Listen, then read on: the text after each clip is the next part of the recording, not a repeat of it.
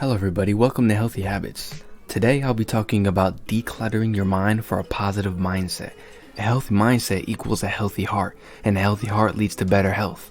In order to take care of your body, your physical and mental needs need to be nourished. With everything going on in the world, a positive mindset is really needed to go about our problems and tasks so we don't do anything we'll regret. Subscribe and hit that notification bell to be notified when I upload next, and make sure to look in the description for any other videos related to this topic. Number 1. Be more appreciative. Even if you have to exaggerate how appreciative you are of something, you'll see a dramatic improvement in your overall mindset. This will be like resetting your computer. While you're thinking about the positive things, those negative thoughts that were once there get forgotten. The next time you have to go to work, instead of saying you have to go to work, say I get to go to work. Or I get to pump the gas for my car, because you have things that some people in the world only get to wish for.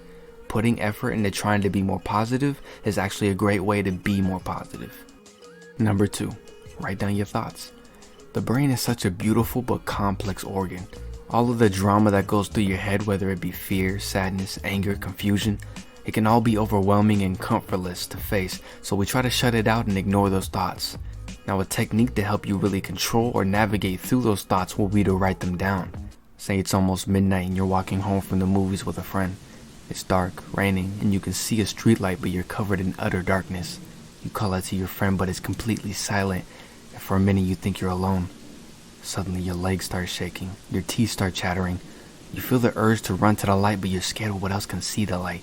As you start to make your way to the street light, you hear something growling and running at you, but you can't see it. As you make it to the light, you turn around and something grabs you by the shoulder. You let out an echoing scream as you look this thing in the eye to see what it was. As you begin to process that it was actually your friend playing a prank on you, your shoulders start to loosen, you stop shaking, and you even laugh a little bit. You were scared of what was chasing you because you couldn't see what it was, but once you were able to physically see that it was your friend, you weren't nearly as shaken as you were before. This is how writing down your thoughts works. It's scary because these thoughts are invisible and can shoot out from anywhere at any time, but if you write them down, they'll be easier to view and deal with. Number 3, be more clear on your priorities. If you're being more productive or active, things can get more complicated and stressful. Plans can get scattered and you might get tired of doing this or that. All of this can initiate a negative mindset, but by giving yourself priorities, you'll be able to decide more intelligently on any tasks or questions you have. Say your 3 main priorities are family, self-care, and money. You'll take all 3 into account, and by finding the ones that better suit the situation, it should give you the answers you need.